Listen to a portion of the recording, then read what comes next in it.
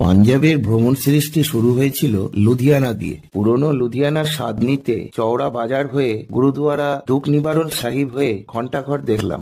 এরপর দেখলাম শিখদের নবম গুরু তেগ বাহাদুরের স্মৃতি বিজড়িত গুরুদুয়ারা আলমগীর, যেখানে উনি একটি পবিত্র কূপ খনন করেন। এখানে শিখদের দশম গুরু শ্রী গুরু গোবিন্দ সিংজি কিছু সময় অবস্থান করে এক দরিদ্র মুসলিম সাধুকে আশীর্বাদ স্বরূপ একটি কামধেনু দুধপতি গরু প্রদান করেছিলেন। এরপর দেখলাম পাঞ্জাব কেশরী রঞ্জিত সিং এর জাদুঘরটি, যা শিখদের সংস্কৃতি, অস্ত্রশস্ত্র ও শিল্পের পরিচায়ক। এবার গেলাম নানকসার সিংজির স্মৃতি বিজড়িত শিখদের আধ্যাত্মিক কেন্দ্র নানকসার জগরাও গুরুদ্বারা। এরপর গেলাম লুধিয়ানা শহরের অন্যতম বৃহত্তম এবং আধুনিক শপিং মল এমবিডি মল, যেখানে বিভিন্ন ব্র্যান্ডের দোকান, রেস্তোরাঁ ও বিনোদনের ব্যবস্থা রয়েছে। বাংলা পাঞ্জাবে পাঞ্জাবি সংস্কৃতি, লোকনৃত্য, সঙ্গীত ও ঐতিহ্যের রঙিন পরিবেশ থেকে মনে হলো যেন পুরো পাঞ্জাবের আনন্দ এখানে একত্রিত হয়েছে। পাঞ্জাবি খাবার, গিদ্দা ভাংড়া নাচ এবং গ্রামীণ জীবনের প্রতিচ্ছবি আমাকে এক অসাধারণ সাংস্কৃতিক অনুভূতি দিল। জন-ই আজাদি মেমোরিয়াল দর্শন একটি গর্বের মুহূর্ত ছিল। ভারতের স্বাধীনতা সংগ্রামের ইতিহাস জীবন্ত হয়ে উঠেছিল বিভিন্ন প্রদর্শনী ও ভিজুয়াল ডিসপ্লে। শহীদদের ত্যাগ সম্পর্কে জানতে পেরে হৃদয় গভীরভাবে স্পর্শিত হয়েছিল। জলন্ধরের সুস্বাদু লস্যি আর বড়া খেয়ে আমরা শক্তিপীঠ দেবিকা তালাব পৌঁছালাম। মন্দিরের প্রাচীন স্থাপত্য ও পবিত্র পরিবেশ মনকে মুগ্ধ করেছিল। সরোবরের পাশে বসে শান্তি অনুভব করেছিলাম। এরপর স্থানীয় এক জাগ্রত নাগ বাবা সোডালের মন্দির দর্শন করলাম। পার্টিশন মিউজিয়াম দেখে মনে হলো আমি ইতিহাসের সেই বেদনাদায়ক অধ্যায়ের অংশ হয়ে গিয়েছি। দেশভাগের সময়কার বাস্তুচ্যুত মানুষের চিঠি, ছবি ও স্মৃতিচিহ্ন দেখে হৃদয় ভারাক্রান্ত হয়ে উঠল। বইয়ে পড়া তথ্যের বাইরে এখানে এসে দেশভাগের মানবিক বিপর্যয় আরো ভালোভাবে বুঝতে পারলাম। এটি আমাকে শিখিয়েছে যে ধর্ম বা রাজনীতির কারণে বিভেদ সৃষ্টি হলে সাধারণ মানুষই সবচেয়ে বেশি ভোগান্তির শিকার হয়। এই ভ্রমণ শুধু একটি মিউজিয়াম দেখা নয়, বরং এটি এক জীবন্ত ইতিহাসের স্পর্শ অনুভব করার মতো অভিজ্ঞতা ছিল। স্বর্ণ মন্দিরে 24 ঘন্টা থেকে আমি দেখলাম মন্দিরের সোনালী দীপ্তি, অমৃত সরোবরের শান্ত জল এবং গুরুদ্বারার সেবা ও কীর্তনের মনোমুগ্ধকর পরিবেশ। রাতের বেলা আলোকসজ্জায় মন্দিরের সৌন্দর্য আরো বেড়ে যায়, যা এক অপার্থিব অনুভূতি দেয়। ভোরবেলা গুরু গ্রন্থ সাহিবের আস্থান পরিবর্তনের আচার দেখে হৃদয় পূর্ণতা পেল। দুর্গিয়ানা মন্দিরের সোনালী গম্বুজ ও শান্ত জলাধার স্বর্ণ মন্দিরের সৌন্দর্যের স্মারক মনে হয়েছে। মন্দির চত্বরে মা লক্ষ্মী, বিষ্ণু ও হনুমানের মূর্তি দেখে ভক্তিময় অনুভূতি জেগেছে। সন্ধ্যার আলোয় ঝলমল মন্দির ও আরতির সুর আমাকে এক প্রশান্তির অনুভূতি দিয়েছে। জালিয়ানওয়ালাবাগে প্রবেশ করেই ইতিহাসের বেদনাদায়ক স্মৃতি অনুভব করেছি। গুলির চিহ্নযুক্ত দেওয়াল ও শহীদ স্মারক দেখে ব্রিটিশ শাসনের নির্মমতা ও নিরপরাধ মানুষের আত্মত্যাগ উপলব্ধি হয়েছে। নীরব স্মৃতিসৌধের সামনে দাঁড়িয়ে হৃদয়ে শ্রদ্ধা ও শোকের সঞ্চার হয়েছে। ওয়াঘা সীমান্তে বিটিং রিট্রিট দেখার অভিজ্ঞতা ছিল রোমাঞ্চকর ও আবেগপ্রবণ। ভারত ও পাকিস্তানের সৈনিকদের সমন্বিত মার্চ, জাতীয় পতাকা নামানোর আনুষ্ঠানিকতা এবং দেশপ্রেম উজ্জীবিত দর্শকদের উদ্দীপনা মনকে আন্দোলিত করেছে। দুই দেশের সীমান্তে দাঁড়িয়ে এই দৃশ্য দেখা গর্ব ও একতার অনুভূতি জাগিয়েছে। এই বিটিং রিট্রিট দেশপ্রেম, সামরিক শৃঙ্খলা, কূটনৈতিক প্রতিদ্বন্দ্বিতা ও পর্যটনকে উৎসাহিত করার একটি প্রতীকী অনুষ্ঠান। উভয় দেশের বাহিনী এখানে কূটনৈতিক সৌহার্দ্য বজায় রেখে প্রতিদ্বন্দ্বিতা করে। অমৃতসরের বৈষ্ণোদেবী লাল দেবী মন্দিরে প্রবেশ করেই এক আধ্যাত্মিক শক্তির অনুভূতি হলো, যা মনকে শান্তি দিল। মন্দিরের ভেতরের গুহা সদৃশ পথ, রঙিন মূর্তি ও শৈল্পিক অলঙ্করণ পুরো পরিবেশকে বৈষ্ণোদেবীর মূল মন্দিরের মতো করে তুলেছে। দেবীর আশীর্বাদ নিয়ে ও মন্দিরের পবিত্র পরিবেশ উপভোগ করে মনে হলো যেন এক স্বর্গীয় স্থানে এসেছে। পাতিয়ালার কালী মন্দিরে প্রবেশ করেই এক পবিত্র ও শান্তিময় পরিবেশ অনুভব করলাম, যা মনকে প্রশান্তি দিল। মন্দিরের সুন্দর স্থাপত্য ও দেবী মূর্তির শক্তিশালী উপস্থিতি দর্শনার্থীদের গভীর ভক্তির অনুভূতি এনে দেয়। এই মন্দিরে প্রার্থনা করে ও আশীর্বাদ নিয়ে মনে হলো যেন এক অনন্য আধ্যাত্মিক শক্তির স্পর্শ পেলাম। পাতিয়ালার ঐতিহ্যবাহী স্যুট ও পোশাকের সূক্ষ্ম নকশা ও গুণমান সত্যি প্রশংসার যোগ্য। পাতিয়ালার কিলা মুবারক দেখার পর মনে হলো যেন রাজকীয় ঐতিহ্যের এক জীবন্ত অধ্যায়ের সামনে দাঁড়িয়ে আছে। কিলা মুবারকের বিশাল প্রাসাদ, কারুকার্য করা দরজা এবং শৈল্পিক নকশা সত্যি মনোমুগ্ধকর। শীর্ষমহলের দেওয়ালে আঁকা চিত্রকলা, আয়নার কাজ এবং অপূর্ব ডিজাইন রাজকীয় জীবনযাত্রার চিত্র তুলে ধরে। এই প্রাসাদ ও মহলের ভেতর ঘুরে ইতিহাস, সংস্কৃতি এবং স্থাপত্য শৈলীর এক দুর্দান্ত মিশ্রণ উপভোগ করলাম। হরিয়ানার চণ্ডী মন্দিরে প্রবেশ করেই এক শান্তিময় ও পবিত্র অনুভূতি হলো, যা মনকে ভক্তিময় করলো। দেবী চণ্ডীর মূর্তি ও মন্দিরের প্রাচীন স্থাপত্য দেখে এর ঐতিহ্য ও ধর্মীয় গুরুত্ব আরো ভালোভাবে উপলব্ধি করলাম। চণ্ডীগড়ের রক গার্ডেনে প্রবেশ করেই ভাঙা সিরামিক, কাঁচ, প্লাস্টার ও শিল্পবর্জ্য দিয়ে তৈরি অসাধারণ ভাস্কর্য দেখে মুগ্ধ হলাম। নেকচাঁদের হাতে গড়া এই উদ্যানের প্রতিটি কোণায় শিল্পের এক অনন্য নিদর্শন দেখা গেল, যা পুনর্ব্যবহারের সেরা উদাহরণ। এই বাগান শুধুমাত্র একটি পর্যটন কেন্দ্র নয়, বরং সৃজনশীলতা ও পরিবেশ বান্ধব চিন্তার এক অসাধারণ উদাহরণ। চণ্ডীগড়ের সুকনা লেকের শান্ত জলরাশি ও চারপাশের সবুজ প্রকৃতি এক শান্তিময় পরিবেশ তৈরি করে। লেকে নৌকা ভ্রমণের অভিজ্ঞতা অসাধারণ ছিল, বিশেষ করে সূর্যাস্তের সময় লেকের রঙিন প্রতিফলন মনোমুগ্ধকর লাগলো। শহরের কোলাহল থেকে দূরে এই লেক আমাকে প্রকৃতির সঙ্গে সময় কাটানোর এক সুন্দর সুযোগ করে দিল। আর এবার শেষ পর্ব, চণ্ডীগড় ভ্রমণ শেষ করে আমাদের ঘরে ফেরার পালা। পাঞ্জাবে ভ্রমণ পর্বগুলো যারা এতদিন ধারাবাহিকভাবে দেখেছেন, আশা করি তাদের পাঞ্জাবের বিভিন্ন দর্শনীয় স্থানগুলো সম্পর্কে একটি সার্বিক ধারণা দিতে পেরেছি, যা আপনাদের পাঞ্জাব ভ্রমণে খুবই সাহায্য করবে। যারা কোনো পর্ব মিস করেছে তাদের জন্য সব পর্বের লিঙ্ক আমি ডেসক্রিপশন বক্সে দিয়ে দিলাম। চলুন এবার শুরু করি পাঞ্জাব ভ্রমণের শেষ পর্ব।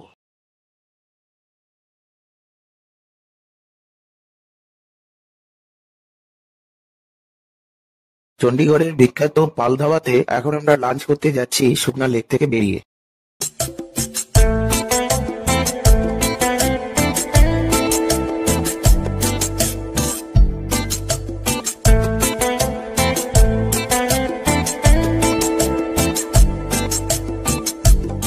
আমরা এখন পাল ধাবায় এসছি অমৃতসরে লাঞ্চ করবার জন্য। এই দেখো সবাই আছে, আর এখানে দেখো এখানে কারা এসছিল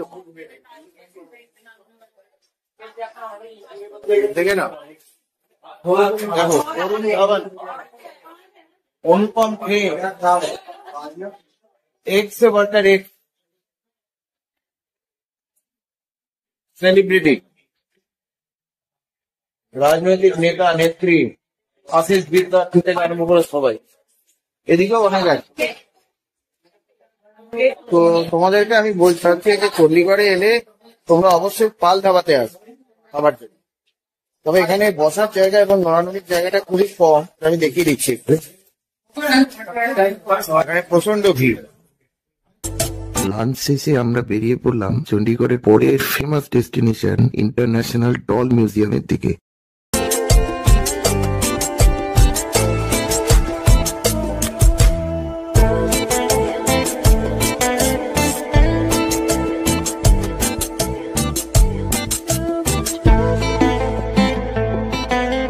আমরা এখন এসে পৌঁছেছি ইন্টারন্যাশনাল ডল মিউজিয়াম।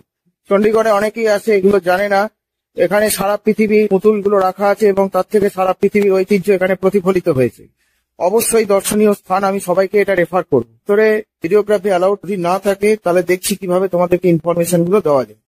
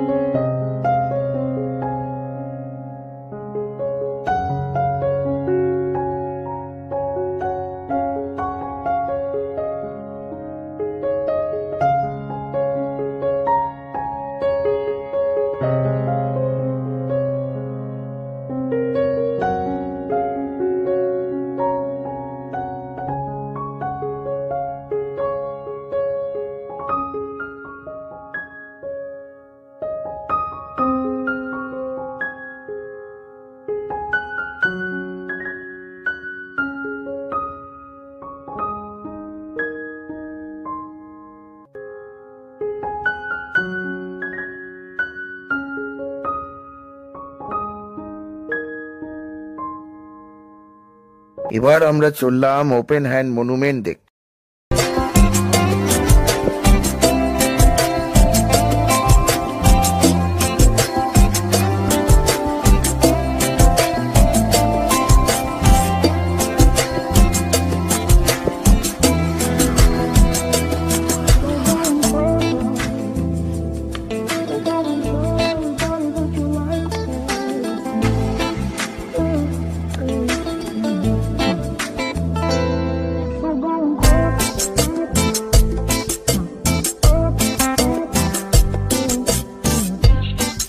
এটা হচ্ছে ওপেন হ্যান্ড মনুমেন্ট।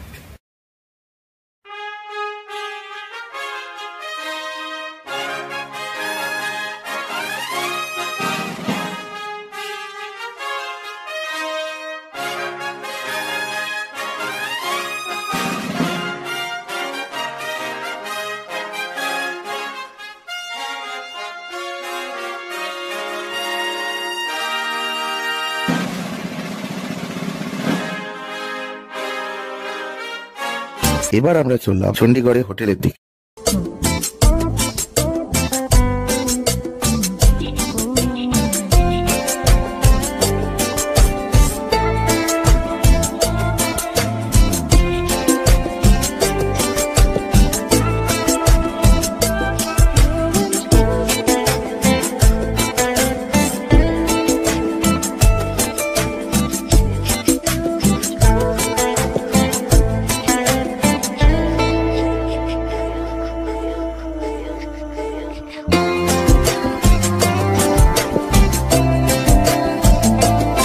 আমাদের ট্যুর শেষ হয়ে গিয়েছে, আমরা ফেরার জন্য বেরিয়ে যাচ্ছি। প্রথমে আমরা এখান থেকে দিল্লি যাব শতাব্দী করে এবং দিল্লি থেকে যাব কলকাতা রাজধানী করে। আমাদের গাড়ি আসার টাইম প্রায় হয়ে গিয়েছে। এখন আমরা যাচ্ছি চণ্ডীগড় স্টেশনের দিকে। দেখো এই গাড়িতে সকলেই রয়েছে।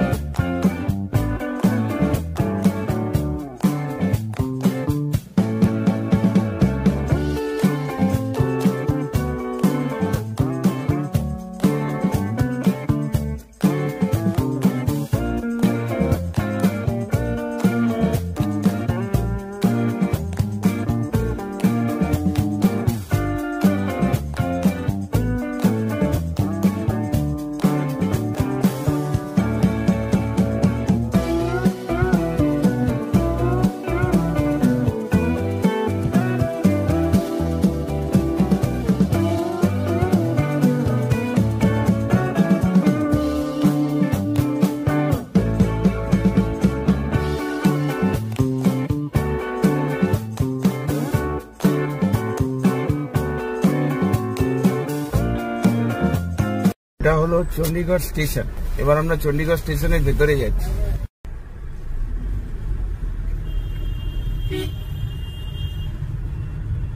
আমাদের 3 নম্বর প্ল্যাটফর্মেতে শতাব্দী এক্সপ্রেস দিয়েছে। এ দেখো পুলি মাল নিয়ে যাচ্ছে। আচ্ছা এখানে এসকেলেটার আছে।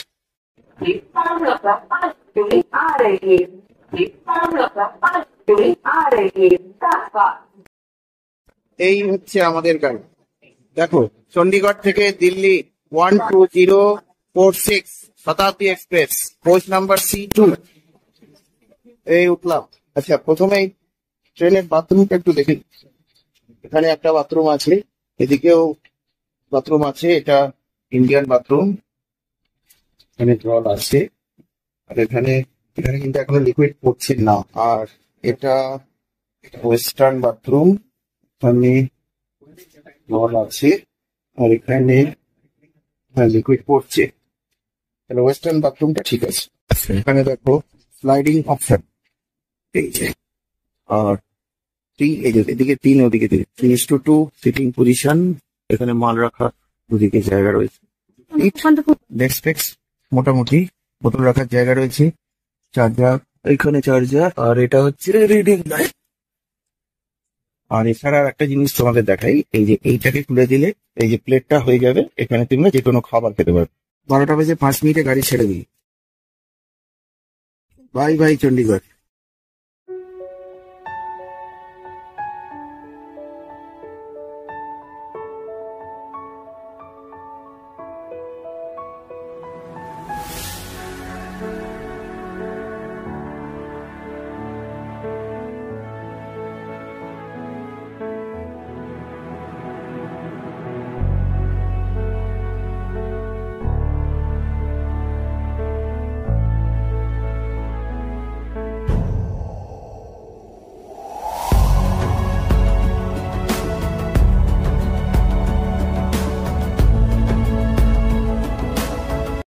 আমরা এখন আম্বালা ক্যান্টনমেন্ট স্টেশনে এসে পৌঁছলাম।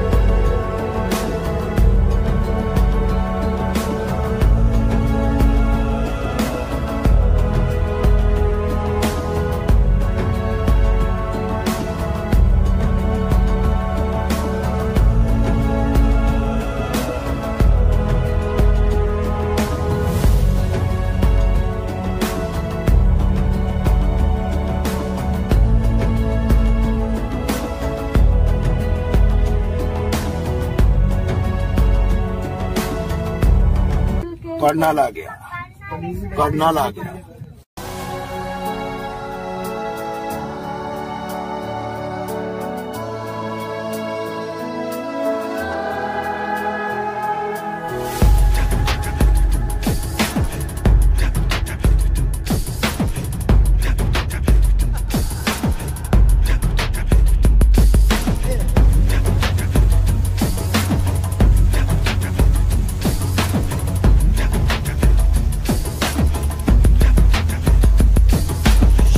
এটা হচ্ছে দিল্লি সদর বাজার।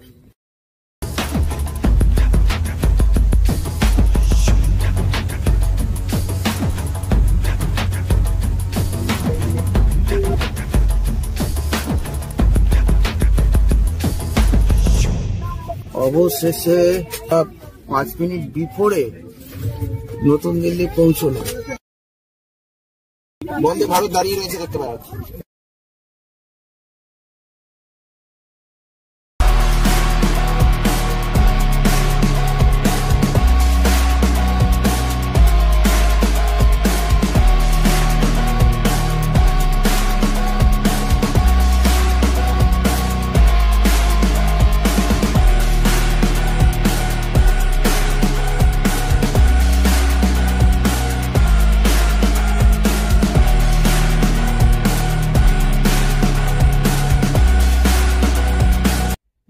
চলে এলো আমাদের রাজধানী, হাওড়া রাজধানী 4-6।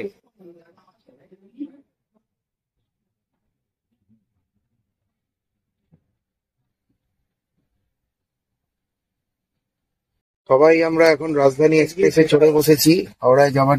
অনেকটা একটু এদিকে তাকাও, প্রকৃতির অবস্থা খারাপ। প্রকৃতি দেখো, এই দেখো টোটাল বৃষ্টি, ফলে বাইরের আউট ভিউ একদম নেওয়া যাবে না, ইনার ভিউ থেকে নিতে হবে যেটুকু ভিউ আছে। ঠিক 4:50 রাজধানী ছেড়ে দিল নতুন দিল্লি স্টেশন। জলছবি হয়ে গেছে দিল্লি থেকে, হরিয়ানা থেকে আরম্ভ করে সমস্ত জায়গা। টাটা নতুন তিলক ব্রিজ স্টেশন চলে যাচ্ছে।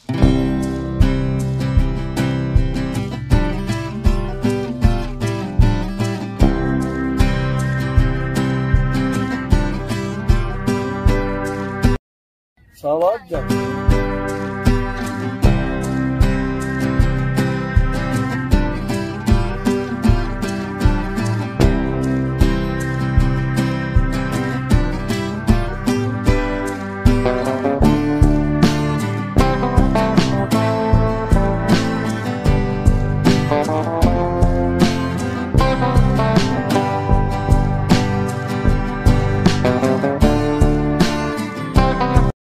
এর আগে 2014 সালে আমি এসেছিলাম এই রাজধানীতে, হাওড়া থেকে দিল্লি পর্যন্ত গিয়েছিল। তো তখন একটা জিনিস দেখেছিলাম, আপনাদেরকে দেখা, এই যে হ্যান্ড ওয়াশটা দেখছেন না, এখানে দেখুন ওরা লাইফ বয় কোম্পানি ইউজ করছে, একটা সুন্দর বন্ধ। 10 বছর পরেও দেখছি ওরা সেম ইউজ করছে। আমি এখানে ওয়েস্টার্ন টয়লেটে ঢুকেছি, একটা ইন্ডিয়ান টয়লেট আছে, আর পেপারটা এখানে রাখা আছে দেখছি। আজকে মানে বর্ষা হওয়ার কারণে আউটে গিয়ে শট নিতে পারছি না, সমস্ত দরজা একদম বন্ধ করে রেখেছি। ইনার দিয়েও উইন্ডো গ্লাসে জলের ফোঁটা পড়ে একেবারে মশাকার হয়ে গিয়েছে। যতটা সম্ভব শট আপনাদেরকে দেখাবো, দেখা যাক। ইনফরমেশন আমি সবটাই দেওয়ার চেষ্টা করি, কখন কি খাবার আসছে না আসছে সেটা করবো।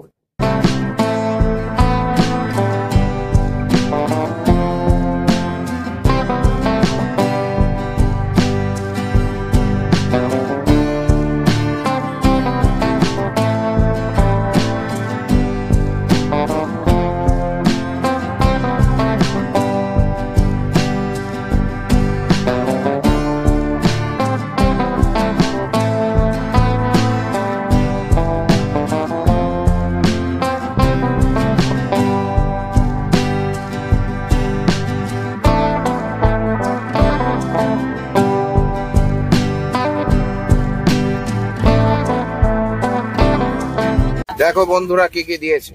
এখানে একটা স্যান্ডউইচ রয়েছে, এখানে পেস্তা রয়েছে, চা পাতা দেওয়া হয়েছে, সুগার দেওয়া হয়েছে, দুধ দেওয়া হয়েছে। এখানে একটা কচুরি আছে, আর এখানে বোধহয় কিছু কুরকুরে টাইপস কিছু আছে।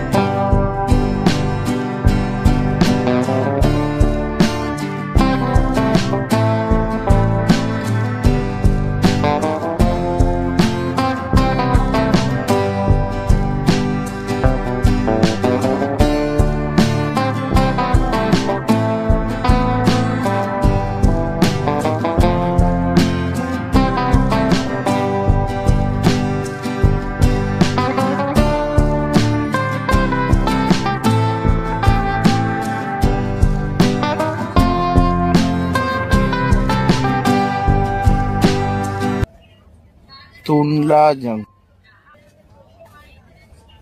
এই দিয়েছে ডিনারে, ভেজে একটা দই, এটা একটা পনির তরকারি, একটা ডাল ছিল, ভাত ছিল, একটা ভাজি ছিল, আর এই পরোটা। আর নন ভেজে চিকেন দিয়েছে, আর বাকি সমস্ত।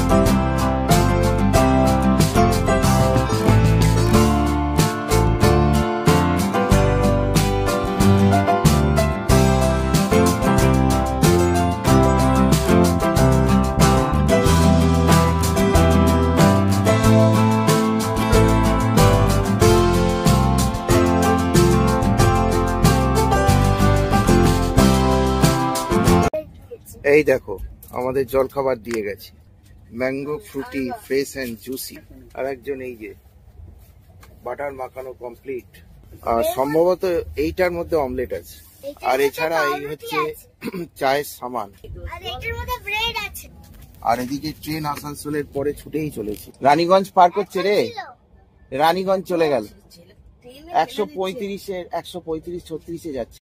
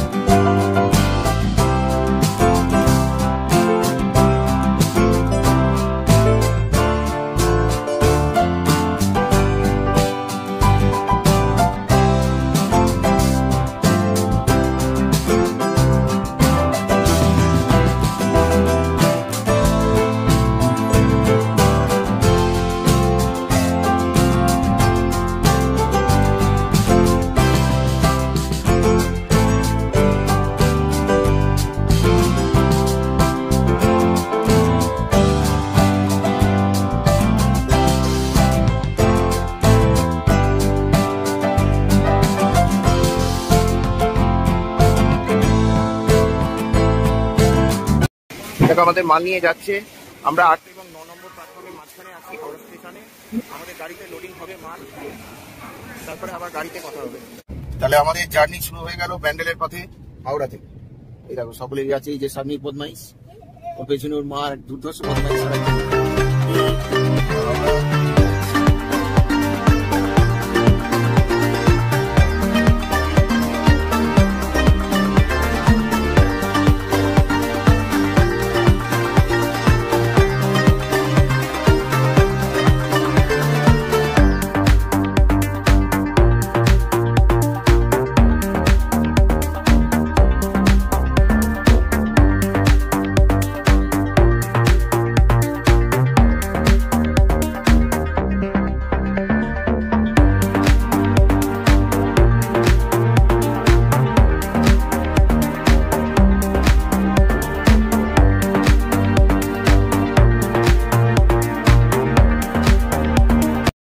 এই ওলাইচন্ডী মন্দির পার হয়ে গেল, আমাদের গলিতে ঢুকে গেলাম,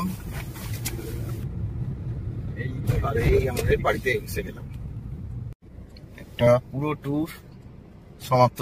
কি ভাবলেন সব শেষ? ভ্রমণ কখনো শেষ হয় না, কালের নিয়মে এগিয়ে চলে এক জায়গা থেকে অন্য জায়গা। খুব শীঘ্রই আমিও আসবো অন্য কোনো জায়গার ভ্রমণ বৃত্তান্ত নিয়ে।